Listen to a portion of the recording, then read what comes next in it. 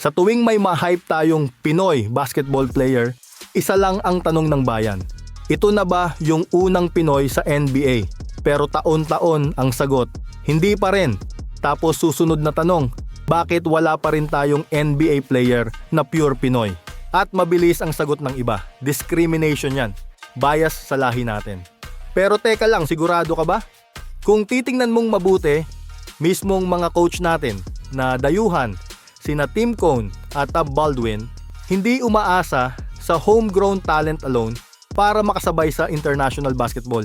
Mas gusto nila ang Phil-Am guards na 6'5 pataas. Bakit kamo? Kasi yun ang minimum requirement sa international at NBA level. Ibig sabihin, hindi kulay ang problema. Hindi lahi, kundi katawan, kasanayan, kultura.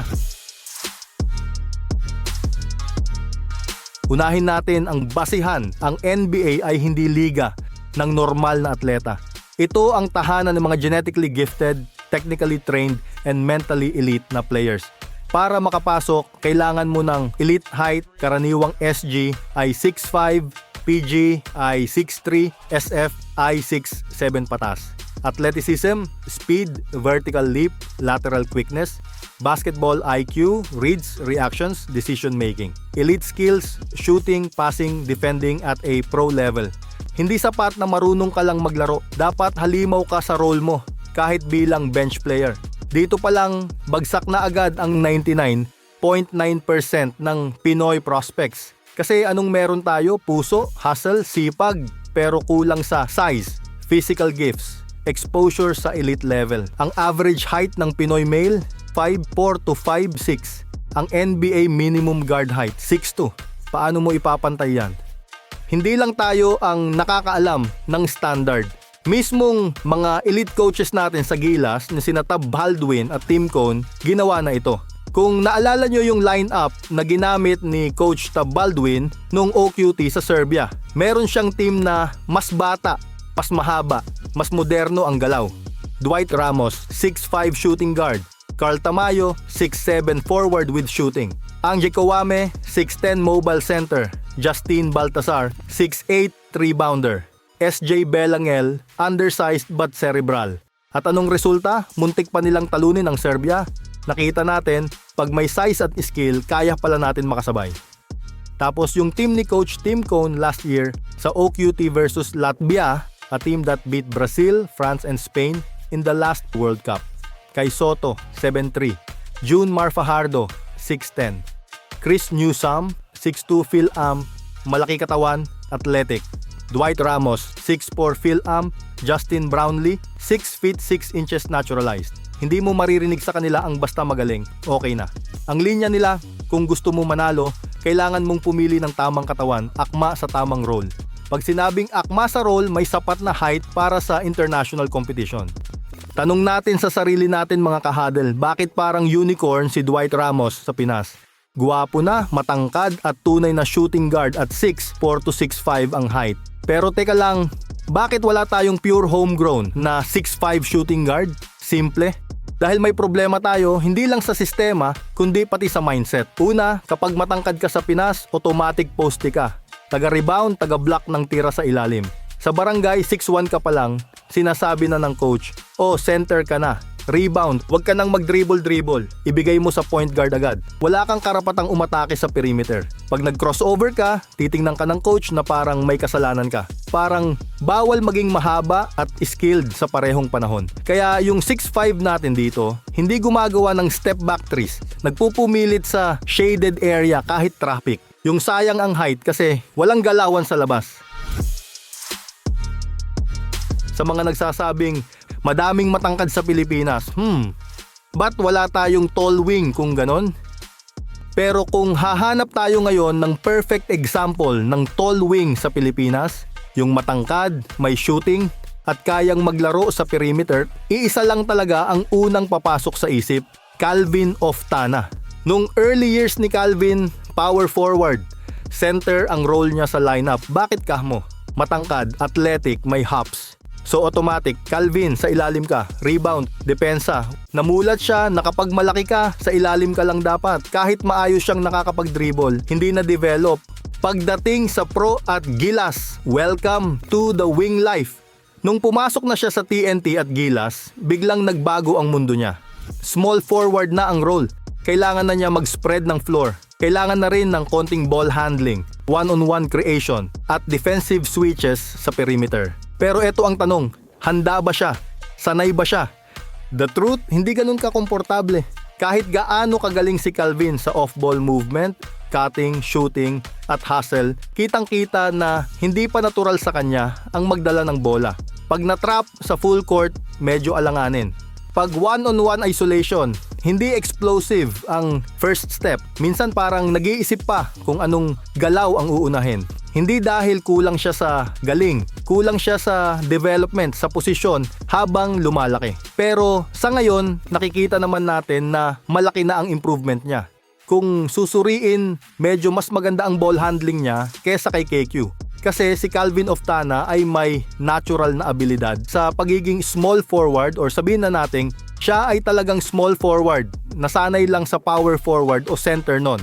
Ito ang epekto ng sistema sa mga matatangkad na atleta. Kapag matangkad ka sa Pilipinas, hindi mo mapagdaanan ang guard route habang nagmamature ka.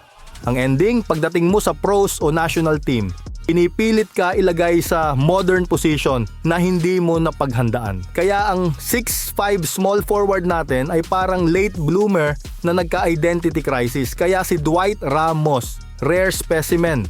Kung ikukumpara mo kay Dwight, 6'5". Talagang shooting guard ang training niya sa simula pa lang kaya comfortable sa bola. Kung i-convert mo man, mas malapit sa point guard kesa sa small forward. Stable mag-dribble sa transition offense o kayang mag-break ng defender sa fast break. May pull-up game at step back, hindi awkward sa wing roll. Kaya siya parang imported na Pinoy.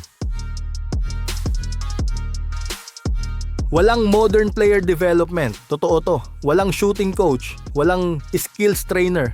Walang proper tracking ng development. Sa Pinas, ang training minsan parang panahon pa rin ni kopong-kopong ang peg kung minsan.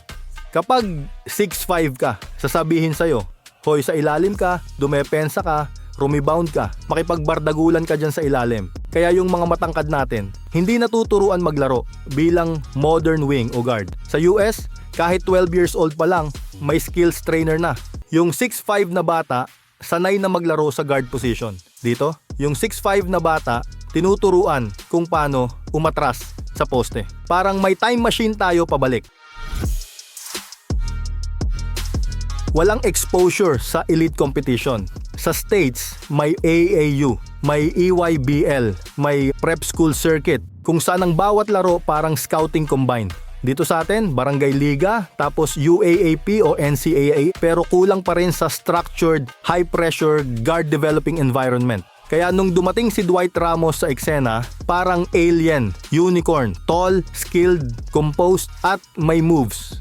Tapos guwapo pa. Kung may rebound siya sa stats, pati puso ng mga fans, sinama na. Hindi tayo nauubusan ng talent, nauubusan lang tayo ng tamang sistema. Kung binigyan natin ng chance yung mga 6'4" na bata na maglaro sa labas, baka may katabi na si Dwight sa wing ngayon. Pero dahil kinahon natin sila sa poste mindset, hanggang rebound, screen at hustle lang ang role nila. Pilipinas, oras na para palayain ang matangkad. Hindi porket 6'5", automatic center, baka future shooting guard yan.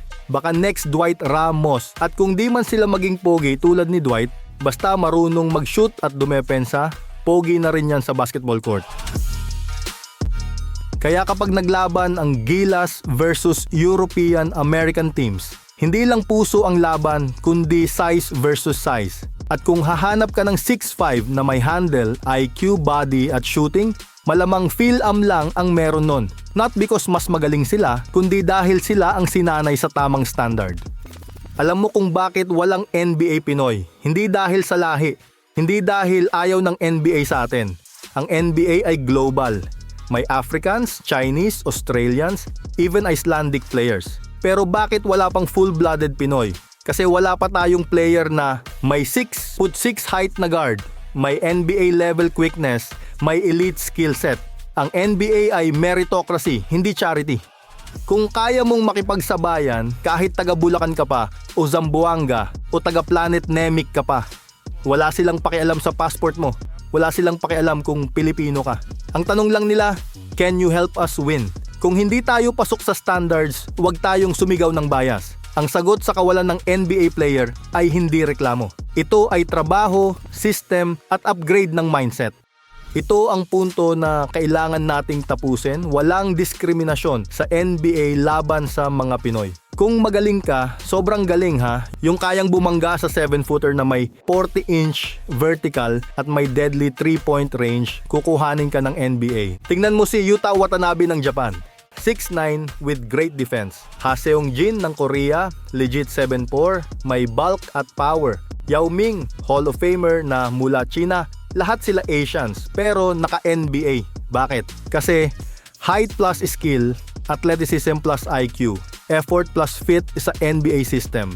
Kung meron kang lahat ng yan, kahit galing ka pa sa planet Mars, pwede kang madraft. Kaya yung sinasabi ng iba na ayaw ng NBA sa Pinoy, mali po yun. Hindi NBA ang may problema. Kadalasan tayo ang may misunderstanding sa standard. Tandaan natin, hindi sukatan ng dangal ng Pinoy ang makapasok sa NBA. Mas dapat nating iwan ang mindset na laging kawawa tayo o lagi tayong binabalewala. Kailangan nating lumaban hindi sa awa kundi sa totoong galing. Sa bawat batang nangangarap sa ilalim ng araw, may bola, may ring at may pangarap. Pero hindi sapat ang pangarap kung hindi ito sabayan ng tamang direksyon. Hindi sapat ang puso lang. Hindi sapat ang magaling siya sa UAAP. Oo, hindi lahat ng manlalaro ay para sa NBA. Pero lahat ng manlalarong Pinoy ay may karapatang mangarap. Ang hindi natin kailangan, yung pag-iisip na tayo ay palaging biktima. Sa sports, walang pwede na. Ang kailangan, sapat, higit, pambihira. Hindi natin kailangang ipilit kung hindi pa handa. Ang kailangan natin ay magsikap, mag-adjust, mag-adapt. Ang tagumpay ng Pinoy sa basketball ay hindi nasusukat sa kung sino ang unang full-blooded na makapasok sa NBA. Nasusukat ito sa kung paano tayo mag-train, mag-grow at maging honest sa ating sarili bilang athletes at fans. Sa mga future Pinoy hoopers na nangangarap, ito ang mensahe namin. Huwag mong hayaang sabihin sa'yo ng mundo na maliit ka. Pero huwag mo ring lokohin ang sarili mo na sapat na ang puso kung wala pa ang katawan. Kaya mo yan. Pero trabaho ang puhunan, hindi hype. Dito sa Scouts Huddle, real talk tayo. Kung kulang pa, sasabihin natin. Kung magaling, irerespeto natin. Walang fake news, may perspektibo, hindi ilusyon. Kung trip mong ganitong usapan, like mo na to at mag-subscribe ka na rin para sa mas maraming real talk dito lang sa Scouts Huddle. Peace!